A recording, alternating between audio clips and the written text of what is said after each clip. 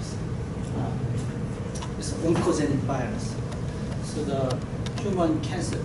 First of all, how long I have time to talk? 45 minutes. 45 minutes? I have to be. Alright. Okay, so in human papillomavirus, because of the, we can say 5% of all kind of cancer, and that include 100% of cervical cancer and at least 25% of head and neck cancer, and some of the skin cancer and renal cancer and lung cancer too. So we are going to talk about the head and neck cancer mainly today. And these are the animals which I isolated their specific Ph.D. and then make the vaccine. So,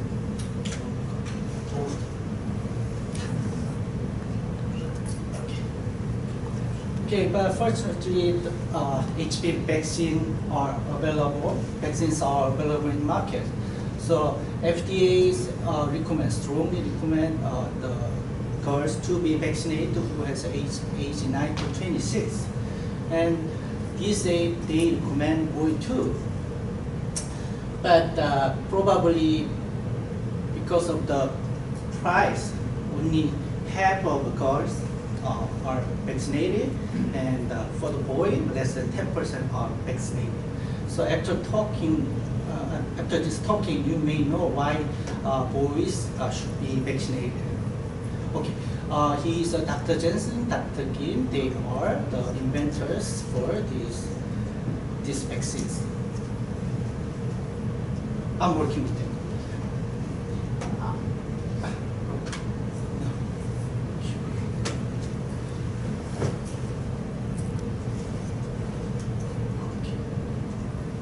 Okay, so this is how virus infect the target skin. So skin and epithelium tissue. Okay, this thick epithelium is strong enough to prevent this virus infection. However, in some case, if you have a cut or injury or something, and then this basal cell, which is the kind of stem cell of this epithelium, so this cell is exposed to the virus. The virus is really happy to make a replication of their DNA, and then at the end they're gonna make particles and produce their copy of the virus. So because they made this particle, we call this one as productive cycle. So, but all they want is that they want to have a more and more maximum number of virus. Later, you will see how many virus will be there. Anyhow, to do that one, they just make this host cell to be expanded, dividing fast, growing fast, have more virus. That's why you have a tumor, like a tumor cells here. So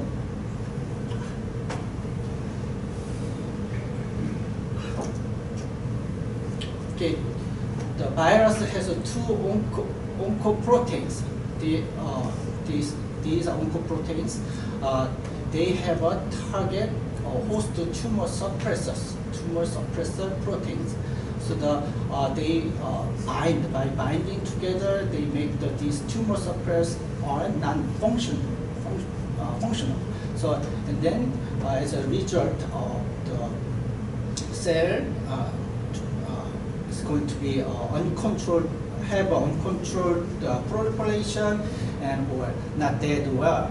So then that's why they have a tumor. And then if this growing is repeating, then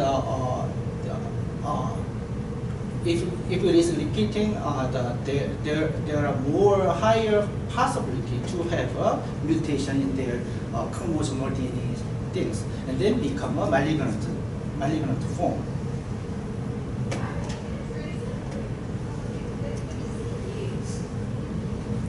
Okay, I will talk a little bit more about the HPV infection, mostly about the HPV high risk form, so about 16 and 18. Okay, so HPV is ubiquitous. That means it is everywhere. So can be infected easily. So, but fortunately, in over 90% of the case, the HPV will be cleared off spontaneously in 1 year. However, for some reason, maybe with the other factors, so the 10% case, they have experienced to have a tumor. So this is what pathologists are doing. They want to have a really good diagnosis. So that's why they make a tumor. It looks like the same, but they are trying to distinguish which is the only one which is late form. So this is, but these are, they classify these two are pre-malignant form, and these two are malignant form. So pre-malignant form had over 60%, have 50% regress. That means disappeared without any treatment. But 15% progress to the CD3, and 20% of CD3 progress to the cervical cancer. Okay, so this is the cervical cancer case. So cancer means also similar, but have invasive, locally invasive to other organ. So in this case, over 95% are HPV 16 or 18 positive. So 16 is the bad one.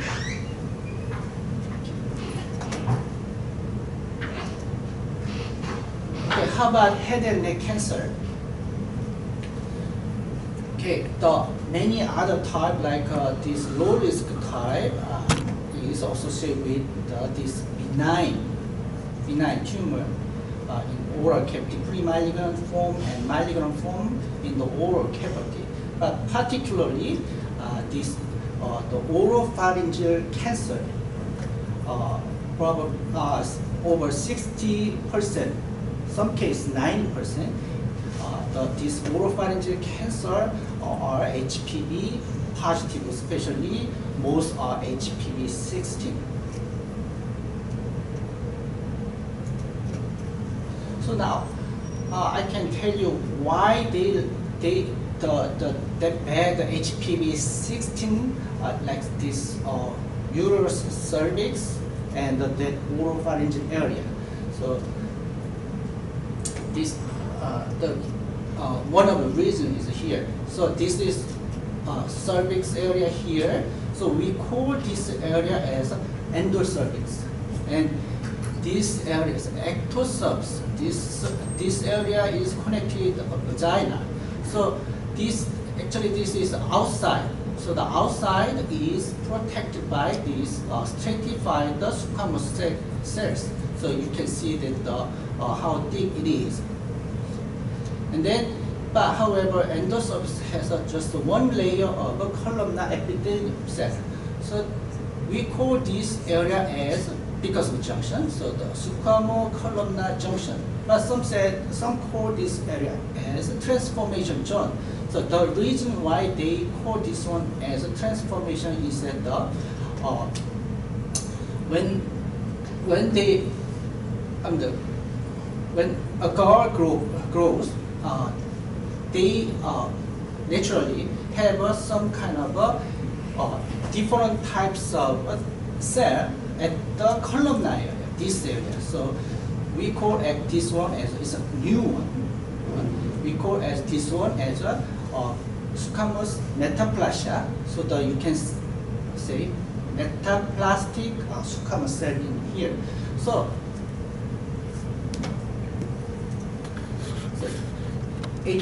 the high risk HPV 16 likes this cell a lot.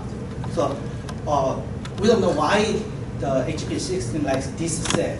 However, when they are getting old, this metaplastic squamous cell is extended into the inside the endocervix. That means have more target cell for the HPV-16. Okay, that's the one reason. Okay, so we expect that probably low risk HPV infect the normal cell and then induce the hyperplasia. Hyperplasia is generally say benign tumor. So there is no characteristic changes, but number is getting bigger. So this one, and then but however high risk HPV like this cell specifically, and then make a dysplasia. Dysplasia is, well, we can say pre-malignant and malignant form. So their cell characteristic is totally changing. Like even morphology is different, and genetic characteristic, many things are changing, like a tumor form, like the cancer form. So it's hard to, distinguish by yourself which is normal, which is dysplasia, dysplastic cell. So they use a very simple method. So if it is well organized,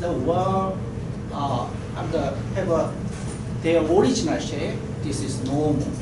But dysplasia has something abnormal structure and abnormal arrangement. But not this is only one that they decide this is the dysplasia. So here's another one. They use they see especially the form of a nucleus. So this is the normal cell of a nucleus. So nuclei. So but the cancer cell has like this very atypic, the not regular shape, something shrink or fragmented or expanding, like this abnormal structure of a nuclei a lot. So when they found this cell a lot, they say this is the dysplasia or malignant form and like a benign form.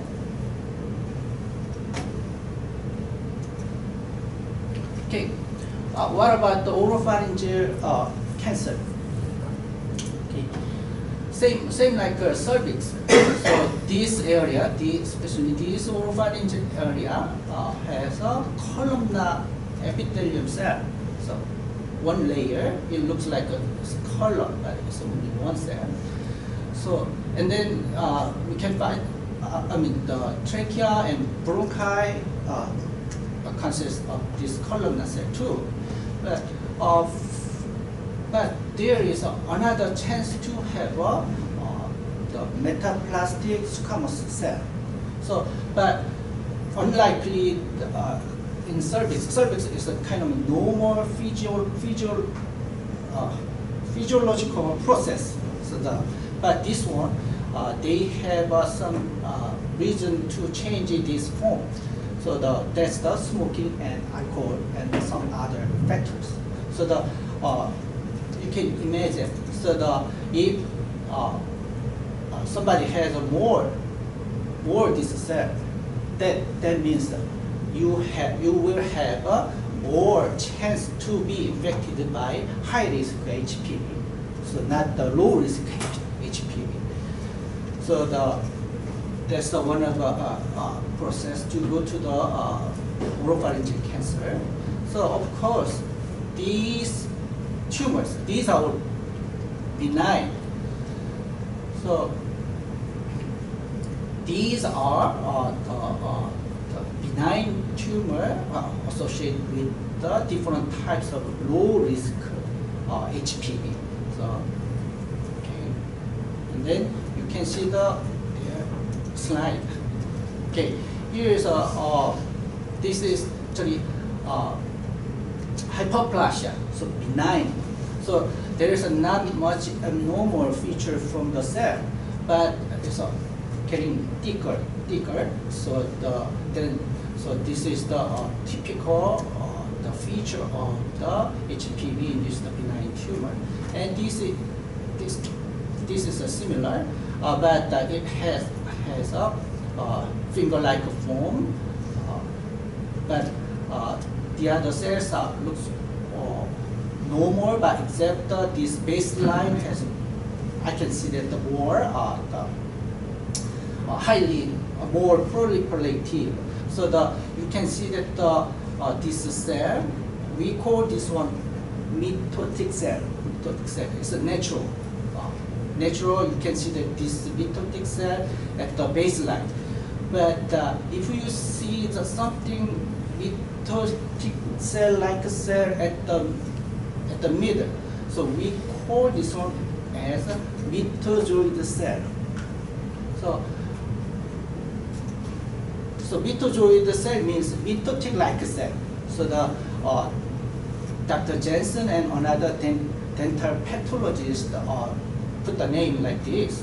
So then they're gonna use this one to know the stage to decide the stage of the tumor stage. So this is the normal mitotic cell, the normal one at the baseline, but you can see something different. The cell which has a different, the abnormal nuclear form. So here something fragmented, or it have some many like a ball-like thing, expanded like this. So and then this is another cell type. It's one of the immune cell, we call eosinophil. But this eosinophil, like the tumor cell. So if there are tumor cells, you can this cell, immune cell. This is anti-tumor cell, but they want to be there. So two pathologists, they are counting how many these mitozoid cells are there. They divide the tumor at the different stage.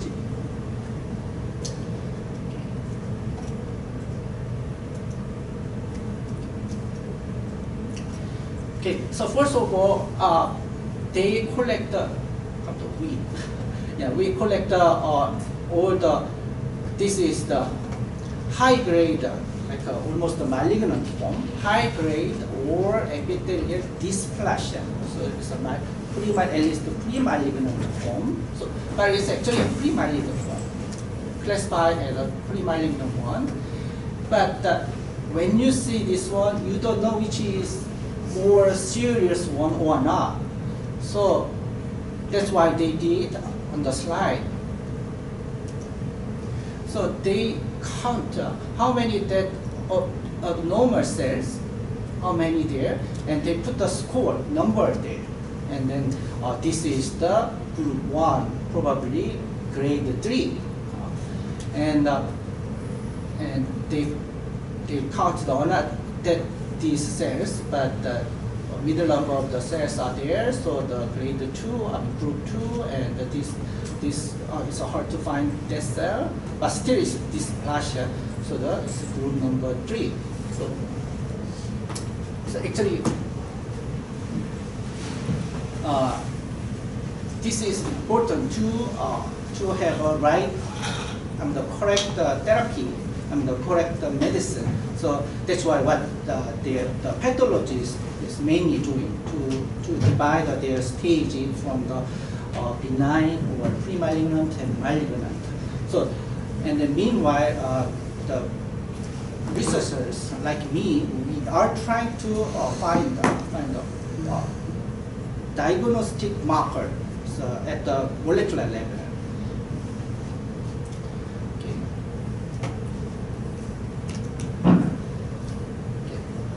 This is one of the popular marker for the HPV tumor diagnosis. So in the group, we found that 75% is positive, and group 2, 33, and 7% are positive for group 3. So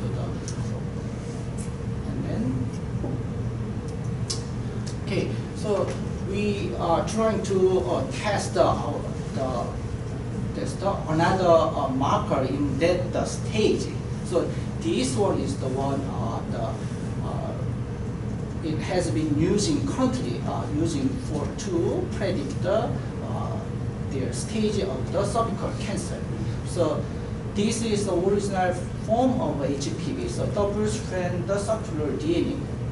So little earlier stage of cancer, so usually cell contain the cell has these form more, but when it goes to the advanced form, these cells start to have more the integrated form. So integrate after cutting this one, this area is known as analyzed as a really fragile one. So can be broken or cut easily. So and then integrated into the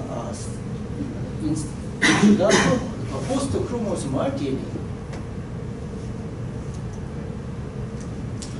So the related mechanism is this. So the original HPV episomal form, this area is like a transcriptional regulatory region, like a promoter things here.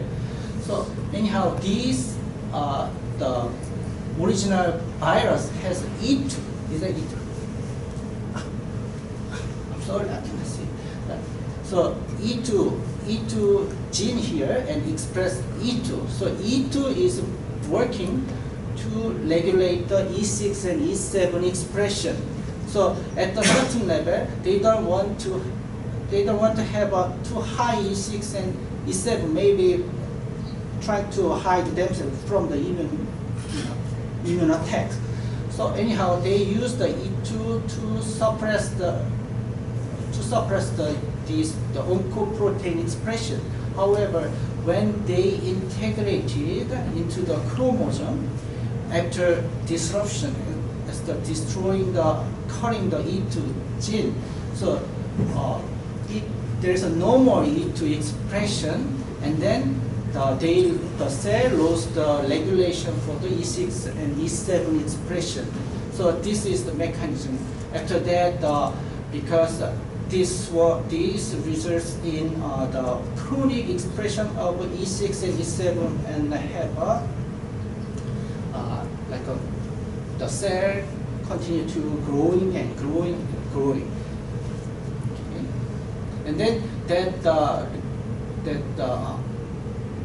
growing, the long-term growing have more the mutation in the chromosomal DNA, and have, at the end, the patient will have a cancer form.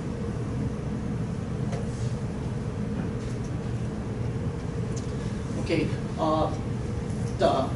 this is about the method, how I check their HPV integration things. So the episomal form, I use the real-time PCR method. So in episomal form, the E2 is there and E6 is there. So if I read how many copy of their DNA is, so in this form, E6 and E2 copy number will be same, so that their rate will be 1. So if their rate is 1, that means there is only episomal form there. But in case of this, here's E6, we will not get any amplification for this E2 copy. So we have a E6 copy number, so that if we have a E2 E6 rate is 0, that means there is only integration form. If we have a 0.5 half number, that means it is mixed one.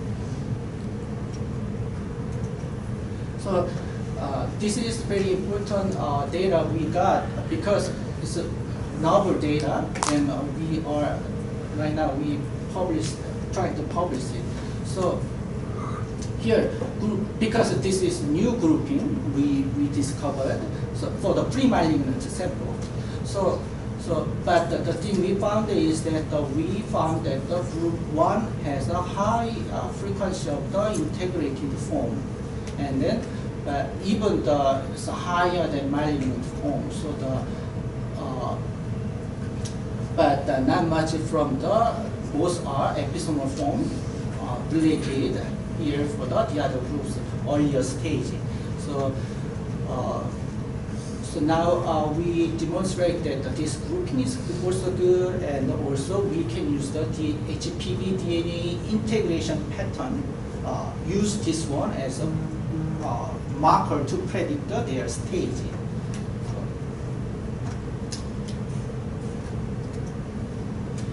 And then, however, this is the typical way to find the target for as a diagnostic marker. So, but first of all, actually we are interested to see the tumor suppressor gene. So we collect the 38 tumor suppressors from that are already shown to have any change from cervical cancer and head and neck cancer. So we have this one, and then we check their mRNA expression between this HPV negative cancer cell line or HPV positive cancer cell line. In addition to this, this is the typical way to check the epigenetic mechanism too. So the theory is this one. So in case of a tumor cell, if the promoter area, which controls the gene expression, this area, is methylated, hypermethylated, then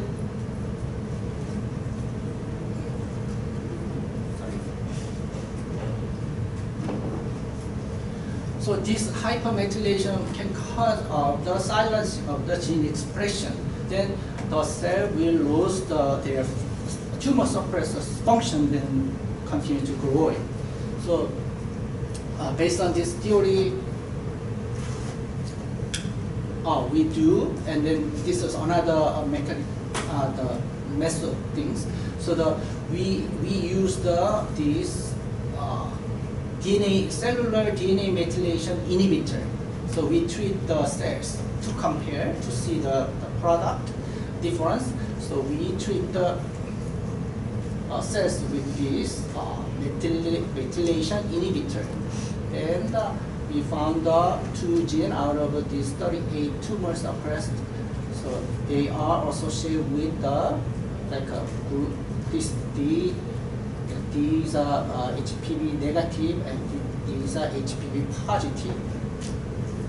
So we found that these 2 genes are associated with HPV, and then even I compare their expression between these 2 untreated and AZA chemical treated, then we can see the change.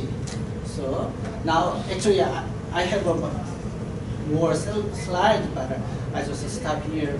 But currently I'm using these 2 genes to test the stage pre-malignant sample that I showed you before. So I'm working for that one. This is the normal way to do to identify the molecular marker for the diagnostic for the tumor progression, prediction things, staging. Yeah. Okay. From now, I will show you what I did to identify the therapeutic target. Which this is much simple, but I will make it short. Okay, so HPV cancer study is the study has a longest history. However, so far, there is only 2 small mouse animal model. So we use the beagles before for the vaccination, and we use the mainly rabbit one. But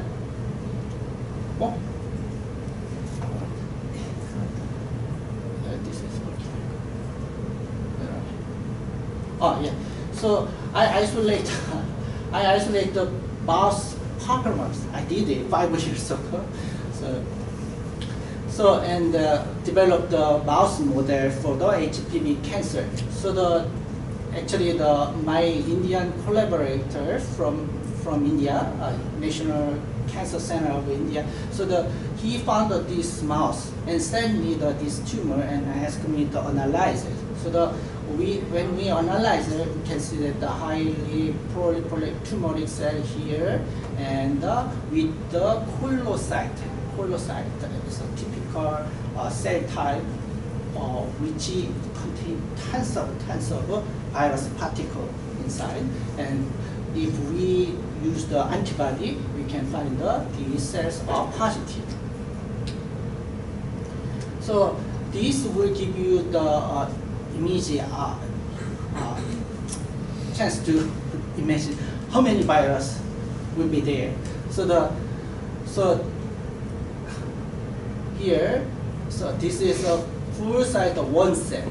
So this is the 1 nucleus. So you can see over 50% of field were filled up with the virus particle. So this is just 1 cell, and this is from the only 1 nucleus. So they won't have this many of virus.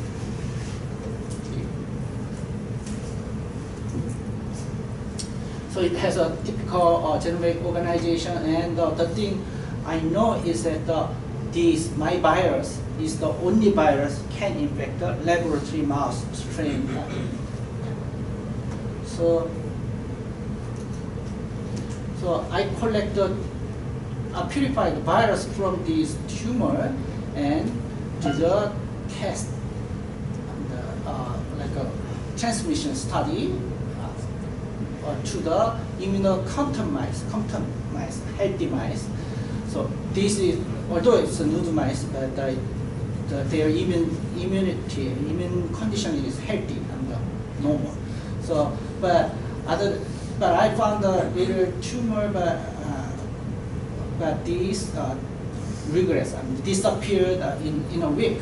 Other than this, I have never seen any tumor development from the immunocompromised.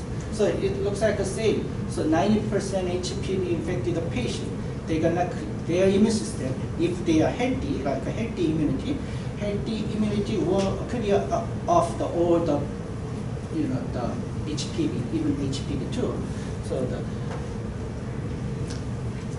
trying to be healthy for your immune system. Okay. So, however, when I infect this PV mice, the immunocompromised mice with this PV, I can see that the tons of tumor development from muzzle, those are like back skin and tail things. So this is the big advantage why it's good to have a laboratory mouse model, because I can use these many different kind of different transgenic mice strain to see the difference. So from this study, I can see that I know that the T-cell deficiency is important for the tumor formation. Differently say, T-cell is the effector cell for the anti-PV tumor. So,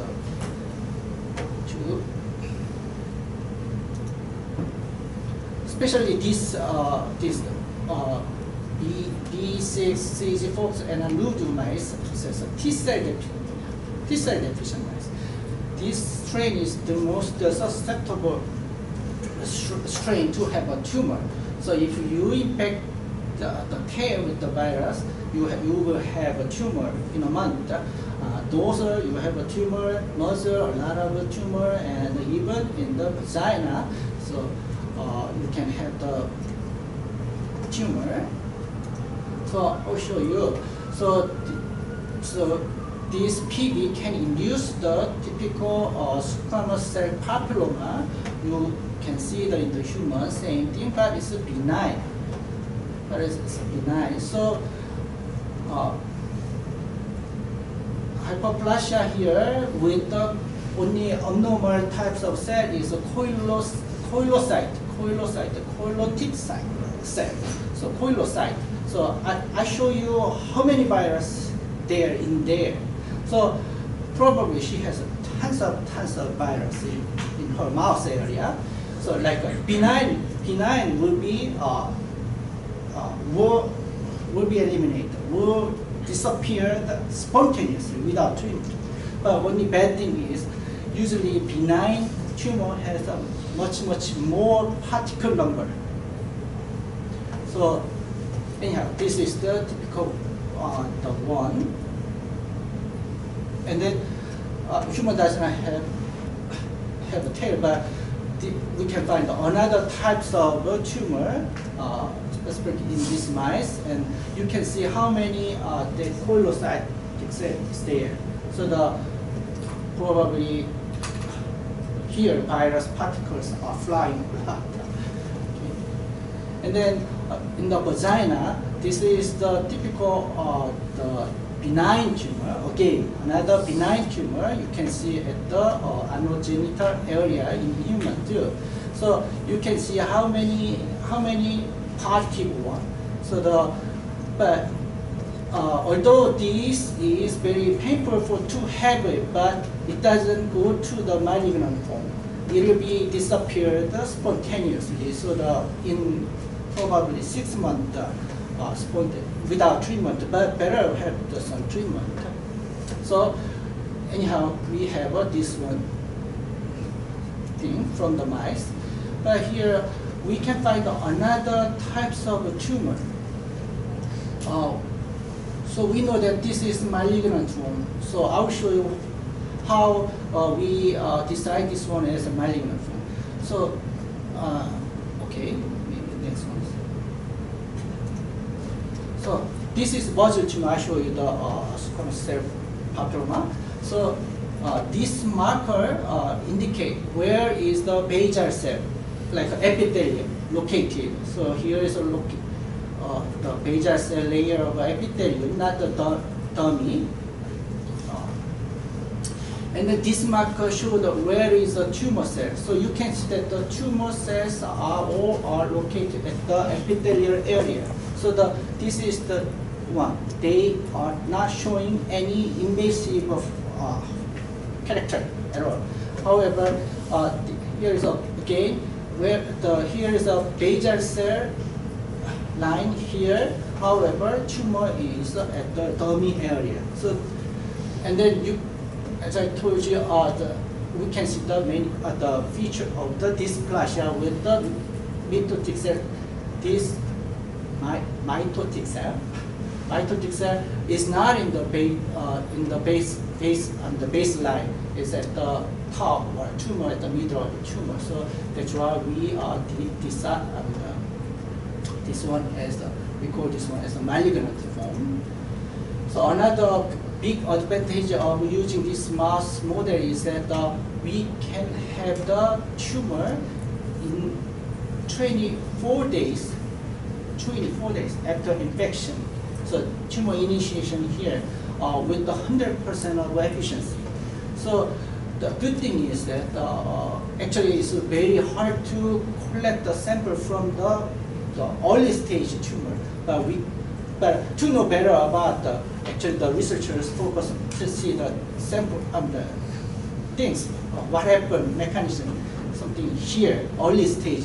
So we can collect the sample from here. So now I just divide the stage by 6 days until we have a tumor comes out. So, and then we are working on many genetic material, DNA chip, like a microarray long before, and artificial and real-time PCR, quantitative, the PCR things. So we are now checking which gene is associated with that specific stage. It's not done yet. So from now, I can show you, I have 1 minute, but I can show you this study very quickly. Okay. So if, like a vaccine, if you inject this protein directly to the mice, only thing activated will be humoral immunity. So this humoral immunity will be good to prevent like a PV infection, like a vaccine, but it does not have any therapeutic effect. If this mice is already infected, although you put this one, it does not have any effect to eliminate the infected cell or infect the tumor. So to have like a cytotoxic T cell, so actually the therapeutic effect is from the cell-mediated immunity. So to activate them, we use this method. So at this time, instead of putting protein, we need to have some kind of a cell mass, cell itself. So we took this one from here and put to the transplantation. These mice are congenic. Congenic means they genome is totally same except only one gene. So there is no like a graft rejection. Anything MHC is the same since their gender is the same. Genders are same.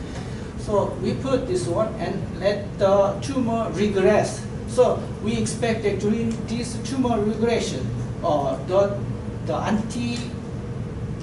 anti-tumor T cell immunity will activate it. And then we test that we collect the T cell from these mice and then test their activity in the by-mouse model. So this is what I did. So I put the tumor from the nude mice to this hair mice after cutting. So here's a tumor and this is a nude skin. So even 10 days later, tumor first gone. I mean, the tumor was first gone. So probably they have a tumor as a target. I mean, they means their immune system. And then tumor is gone. And then you can see that the still encircled the nude skin is there. And then till month. But when I put this tumor thing in the same T cell deficient mice, tumor is much growing really faster. So we can definitely see that how immune is working and this regression is associated with their immune system. So we collect the T cell from these mice. And then to test if their anti-tumor activity, so we collect the splenocyte, which contain the activate the matured T cell. So we inject this T cell to these T cell deficient mice, which got the PV infection month before, and then so first 10 days looks like it's still growing, but after 10 days I can feel like all tumor size is going smaller. But a month later, even I don't know where tumor it was. So that much their anti-tumor activity of T cell is really, really good. So as I told you, this is the malignant form. This is not the benign form. But if I put the naive T cell means T cell, but it's not have any experience to be activated. So this naive T cell as a control does not show any cancer, anti-cancer effect at all. So if you put the T cell, actually the splenocyte 2 million cell, you can see the cytotoxic effect. But 1 million cell is a little bit moderate, but if you put more than 1 million cell and 5 million and 25 million, you can see the high good one. But if you put the serum from the same mice to the same